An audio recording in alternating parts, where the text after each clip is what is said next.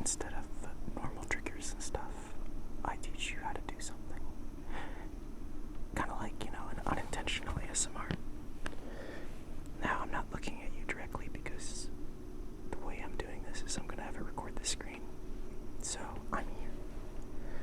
But, yeah, you'll be able to see what I'm doing if you actually want to follow along.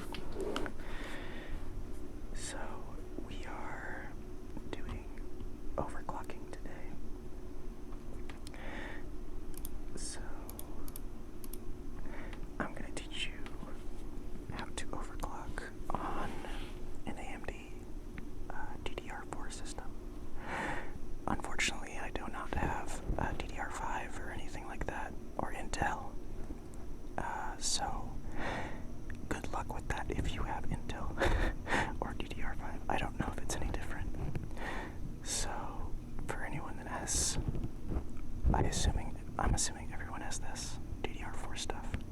And I don't know, a lot of you probably have an AMD system. If not, I'm sorry. But we'll get into it. So, this also is going to be dependent on what motherboard you have, because if your motherboard has different settings or different names for things, I'm not going to be able to, tell you what those are. I do know that ASRock and NZXT are pretty similar. I don't know if anyone else is. Maybe MSI is, but I know for sure Asus and Gigabyte are a little weird, so your mileage will vary. But the first thing I'm going to do is just reset everything. Well, actually, I guess I don't necessarily need to, but okay. We're going to go into the CPU first. So, the CPU I would recommend doing first just because this guy can give you a lot of trouble down the road if you if you overclock it last. So we're just going to do it first, get it out of the way. Now, this, I don't actually recommend overclocking an AMD CPU in the traditional sense. So like, you're not actually going to want to, boost up your clocks or anything like that. What you're actually going to do is come into this setting here. So if you go into advanced, and then AMD overclocking, and then you're just going to accept it. This is saying that if you overclock it, you're voiding your warranty.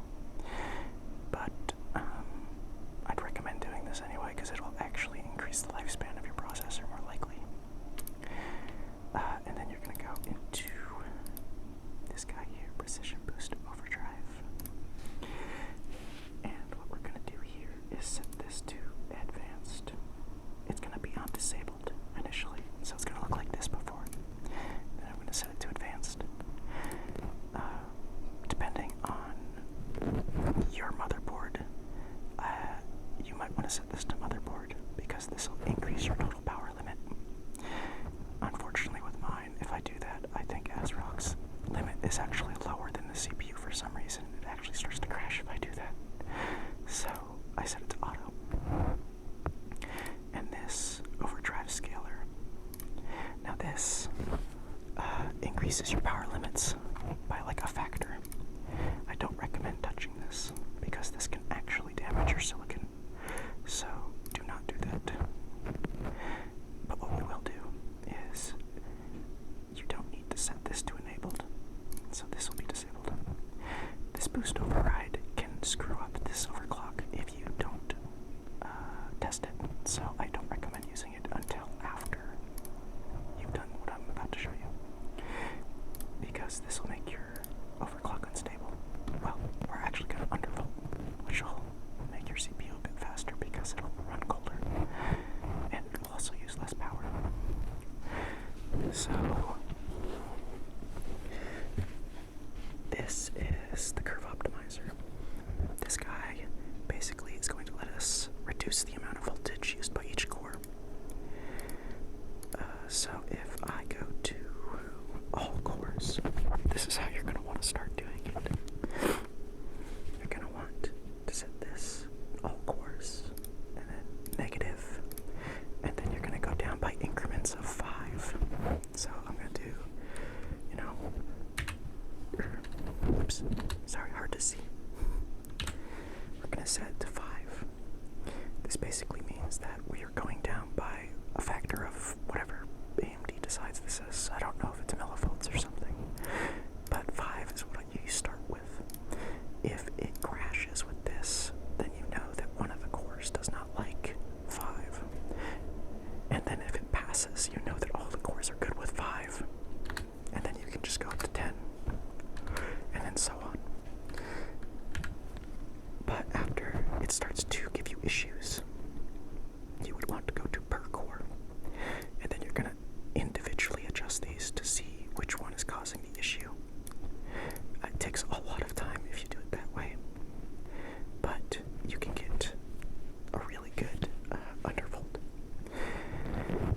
Okay, now how do you check if this is good? Well, I will show you when we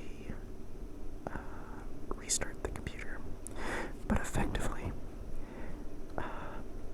each one of these overclocks is going to cause a different system issue if it's unstable. So the curve optimizer will cause your system to just shut off. It'll just completely black out, no blue screen, no nothing, and then it will just restart. That basically means that your undervolt isn't good because it tried to hit a clock that it couldn't do with the voltage that it was at, so it just killed the computer. Don't worry, it's totally fine. It's not going to hurt anything.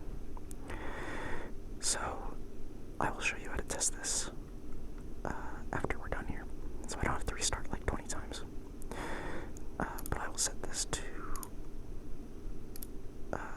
unfortunately mine doesn't work because my motherboard is a piece of crap, so I couldn't get the curve optimizer to not crash. But I did help my friend Reedy with this, and he was able to max out the negative shift, and he was able to get quite a lot more performance and a lot less heat out of a CPU. So your mileage will vary based off of your silicon quality.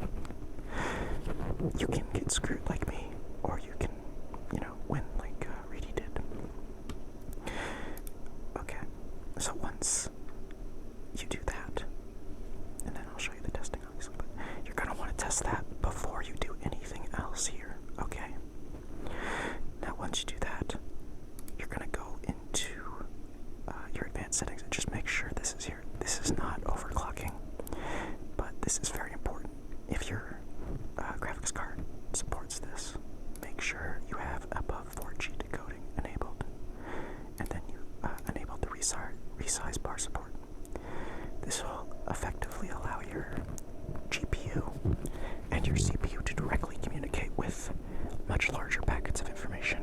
So instead of sending small packets, it just sends everything all at once. Pretty much. That's the layman's terms for it. Okay, so now this is where the actual increasing frequencies and voltages come in.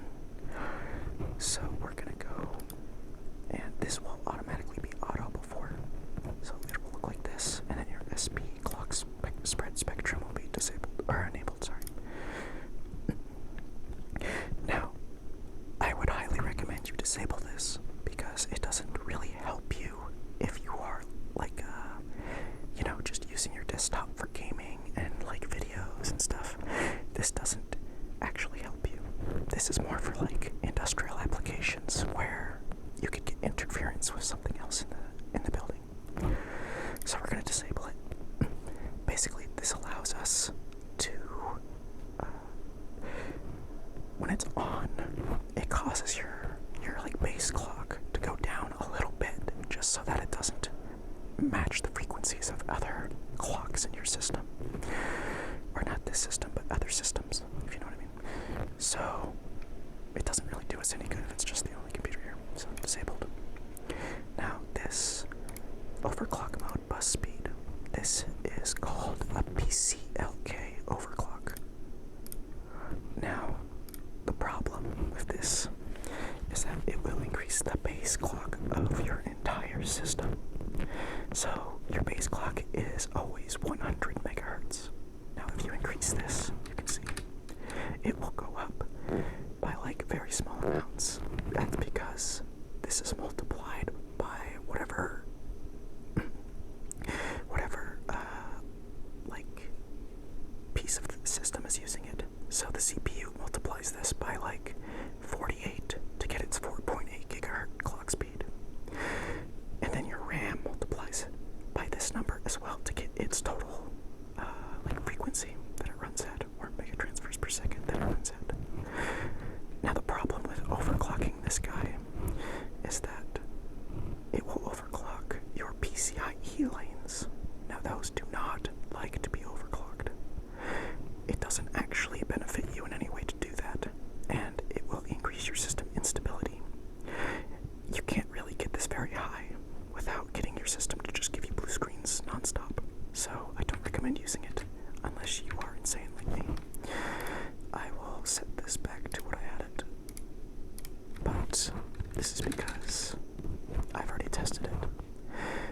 Now this changes your CPU and your RAM speed. So if you change this, this will cause this to be unstable more than likely. I've already checked this, so I know it's good, but don't recommend using this, okay? Now if you actually want to do like old school overclocking with your CPU, you can go into like the CPU core per CCX here, and you can just individually change each CCX frequency. Now a CCX is basically like a group of cores, and we can change individually the group of cores that we're on. So I don't think you can just you can't just go up and down. You have to set just like a frequency. So basically I could set this to like 4500 megahertz, and that would give us 4.5 gig. More than likely you're not going to be able to hit the maximum clock speed with this though. So like this CPU is rated for 4.8 gigahertz. You're not going to be able to do that all core with an overclock.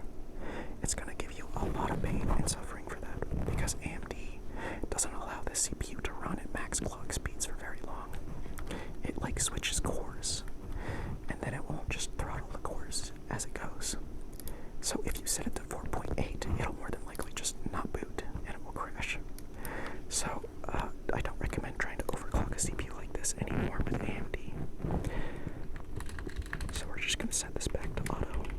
I'm just telling you that this is here if you do want to mess with it, but I don't recommend it. Okay.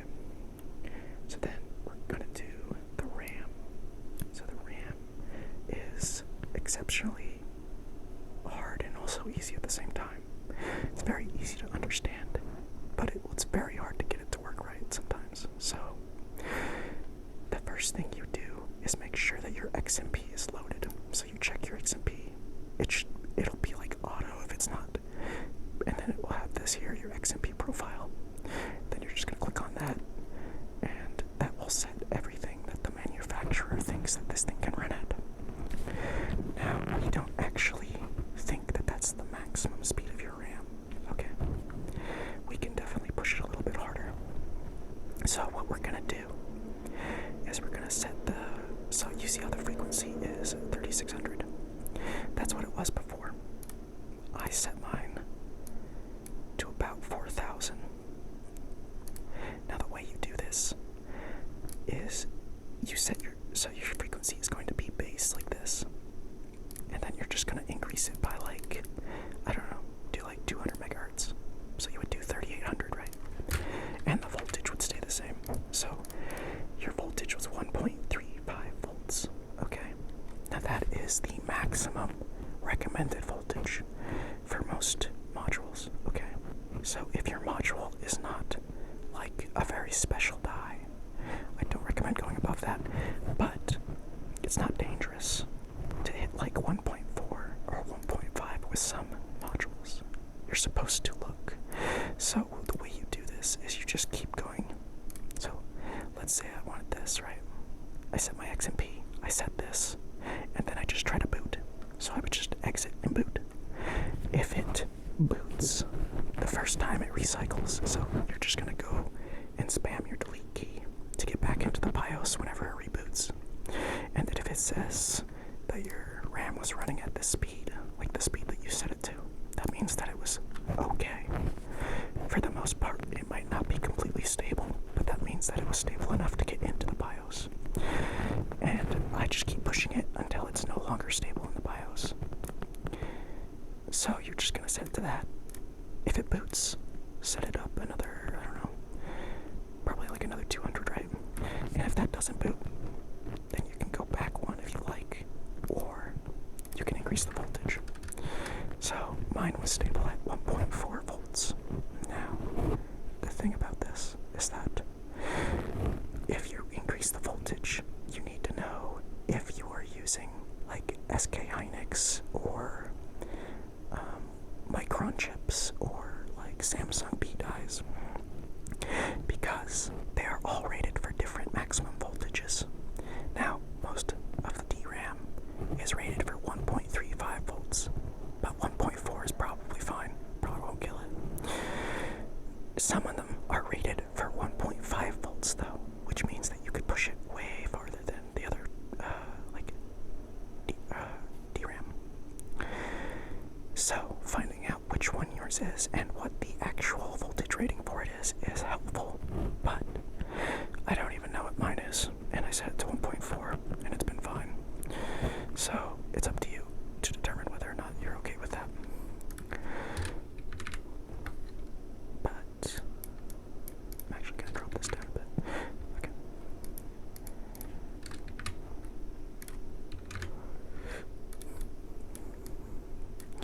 So after you boot up and you actually get this number inside of your like Windows Task Manager, then you would do your like stability checking. I'll show you how to do that right after, okay? But if you're even crazier than I am, you can go in here and there's timings. So these are going to be the last thing you adjust for the most part. If you can't get it stable, then basically, so you're going to want to set your voltage to the base amount. So like if I was, my XMP was 1.35, just set it to 1.35. And then come in here and you can adjust these to push your RAM a little bit farther. So basically, the way this works is the higher your frequency is, the more time you need to give your RAM to go through those clocks, pretty much. I mean, you can just think about it like that, okay? So, if you increase your frequency to 4,000 from like 3,000, you're gonna need to increase these numbers. This is your latencies. So this is how long the RAM waits for each operation that it performs. And it needs more time the higher the clock speed. Now you don't know what that time is gonna be until you test it. So normally what I would just do is I would just set it to the XMP. I would push the frequency, right? And then once the frequency is no longer stable, you could come into here, the timing configuration, or you could push the voltage a little bit more. I would recommend doing the timings because it is less, voltage is not good for your system. It makes it hotter. So if you can get it up without the voltage, that's good. That's a really good thing. So your timings. Now the way this works, if you go back to your XMP, you can see the base timings that it's at. So 18, 22, 22, 42, right? That means that I have CL18 RAM. Now, I was able to get it to go down even though I increased the frequency. So 18, 21, and then 42. All three of these numbers in the middle are going to need to be the same. Do not change them. Change them, but don't make them different, okay? And then the first number is the most important. So this is your gas latency. This is gonna affect your latency of your RAM the most. So if you have to increase a number, this is the last one you do, okay? If you can't get it stable with anything else, you increase this number. Now because AMD and Intel have like funny systems in place, this gas latency is going to be, it needs to be an even number. if you are in a specific mode, and you're probably going to be in that mode by default, I don't recommend turning it off because it makes your computer run a little bit worse. So I'd recommend just leaving it on and then just only using even numbers. So you have to make this either 18, 20, or 16. That's about where you're going to be. 16 to 20. 16 is really good. 18 is, it's alright, you know, no big deal. 20 is really bad, so you're shooting for, you know, lower. And then the last number here, this number generally wants to add up to 2 times the number before it. So you see how this is 21? That means that 2 times 21 is 42. So we're just going to put 42 there. Easy. Now you notice that they had it set to 22 originally, but also just 42 here. I don't know why, but this is typically what you'd want to do, is to make them, you know, make this number twice as big as the last one. Okay. And then these. So these timings are called subtimings. These do not affect your latency nearly as much as the ones on top, and frankly, I do not recommend tweaking them. They are a huge pain, and they have a lot of like little rules. So like right here, typically these 2 numbers need to be the same, and they need to times together to make this, but mine obviously didn't. It has 7 and 9. I spent hours doing this, and it barely made a dent in my performance, so I don't recommend it. I gave it a chance just to see if it would be worth talking about, but not really. If you do want to push your computer to the absolute limit, you're more than welcome to touch these. But I will say, if you set one of the timings incorrectly or too far, it will reset the BIOS and you'll have to redo everything. I don't know why, but it does. So, yeah, don't mess with those, personally. Okay, so let me show you how to test all this stuff. Oh, one more thing. So, sometimes your XMB will just enable this here, SoC Uncore OC mode. Now, if you cannot get your RAM to be stable no matter what, then I would recommend enabling this. You can enable this at the beginning if you like, but basically this is going to provide your like actual SoC more voltage to run at higher clock speeds. The SoC is on the CPU, so the CPU will be getting more voltage pretty much. There's like a module on it, the memory controller, and it also needs to run at the same frequency as your RAM. So your CPU or your RAM could be the cause of your RAM not working. So yeah, I adjusted these a little bit. I increased this one to 1.16, and then this one's 1.003, and 1.103, and then 1.103. This seems to be pretty stable for me.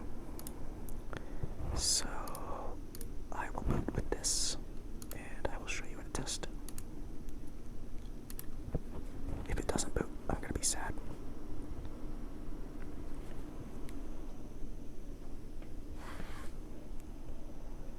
Also, I'm slouching in this chair like crazy. Uh-oh. I don't think she's booting. I think I might have touched something that I shouldn't have. It's okay. This is a good learning opportunity. This is what it's gonna do. So it's gonna boot cycle. Okay, so once you get back here, you're just gonna spam your delete key. Come on.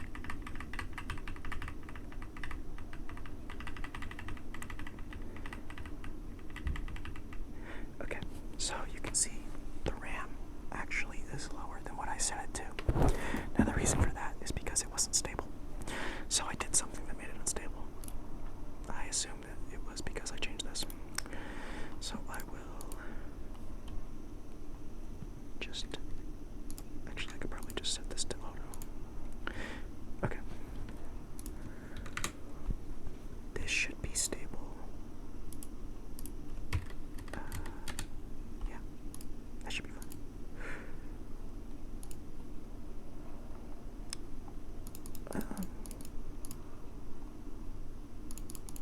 Where's the interesting.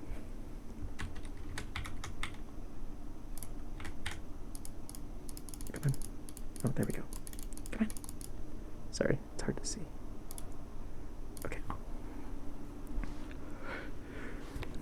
So we're just gonna save it. And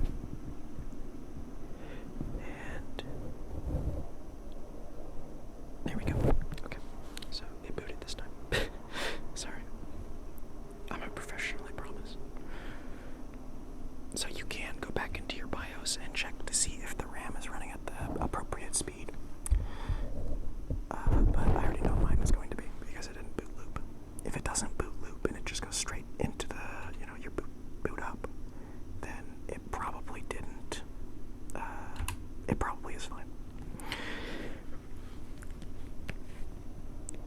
The boot looping is usually like memory training, or it's unable to get a stable clock on your CPU. Okay. Come on.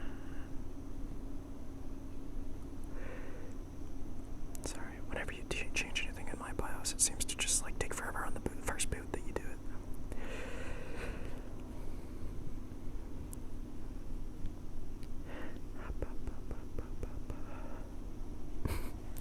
Okay, so don't look at that.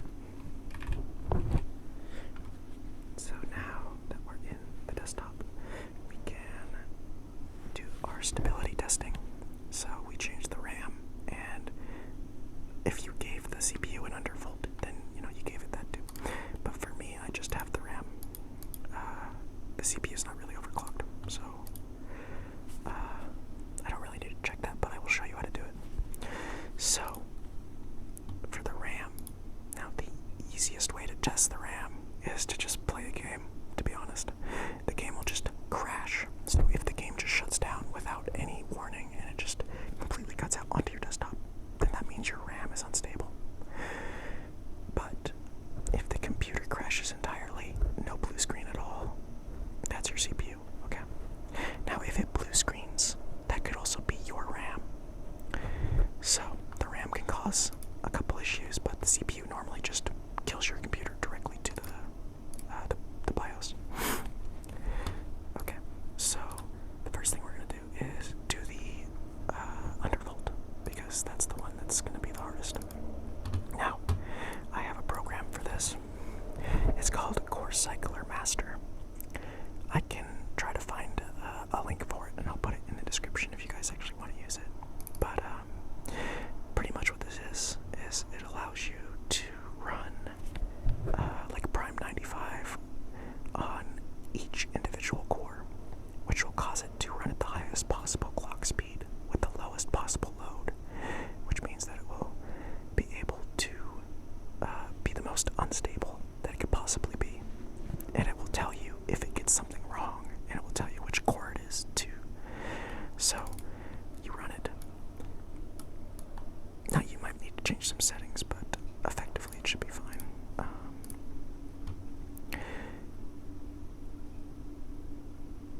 So it'll run, and then on each individual core, it'll give you an error if something bad happens. So it'll be like core 1 threw back the wrong number. Then it will skip that core next time. But that tells you that core 1 was not stable, which means you can go back into the BIOS and reduce or increase the voltage for that single core. That way you don't have to increase the voltage on the rest of them. It takes a long time for this to run. So do this when you're like going to bed or something. Alright. There is a config here. So if you go in here, you can actually like adjust things. He has like all the recommendations and stuff. So like the default for a lot of this is probably what you should be using. So I don't know if I recommend changing anything.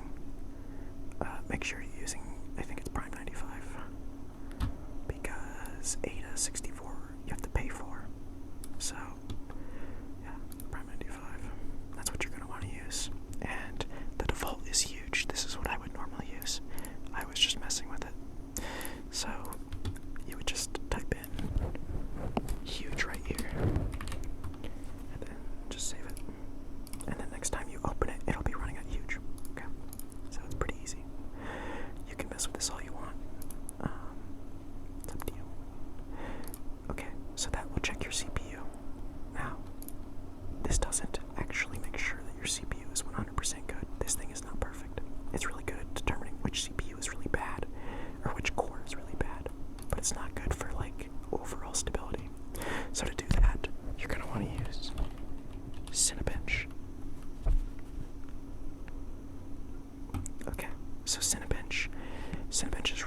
really good at finding any flaw in your computer because it'll just crash your computer completely if it finds anything. So you're gonna hit CPU multi-core. And then this thing's gonna slam your CPU with a massive load. And if this doesn't cause your CPU to crash, you're probably good. Now, I'm not gonna say it's 100%, but it's pretty good at determining whether your undervolt is good or not. This can also see RAM issues sometimes, so if your RAM is unstable, this thing can also cause a crash. If you can get this to run the full 10 minutes, I would say you're probably safe, but I will say, if you do any of these, make sure you save your work if you do anything important. If you do the undervolt especially, please save a lot, just in case. You never know when it might just randomly crash. You don't know how stable it is, but it's free performance, and it makes your computer run a little bit cooler with the CPU, which is important for some of these AMD ones. They get really hot.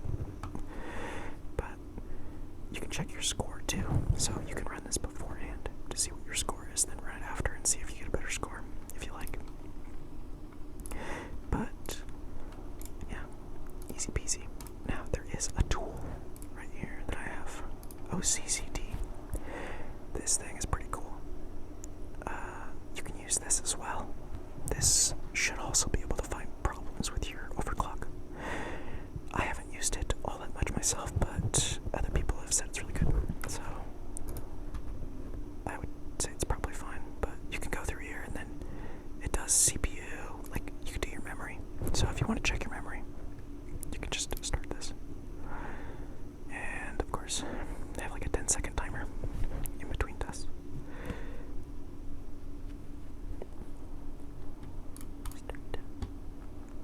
And then it'll just run through my memory, and then it will tell me if it finds any errors. If it finds anything, that means your memory is probably not stable. Okay. So, yeah. That's the gist of my knowledge. I know that's not like the best tutorial, but you know, I thought that might be pretty funny to have like a ASMR video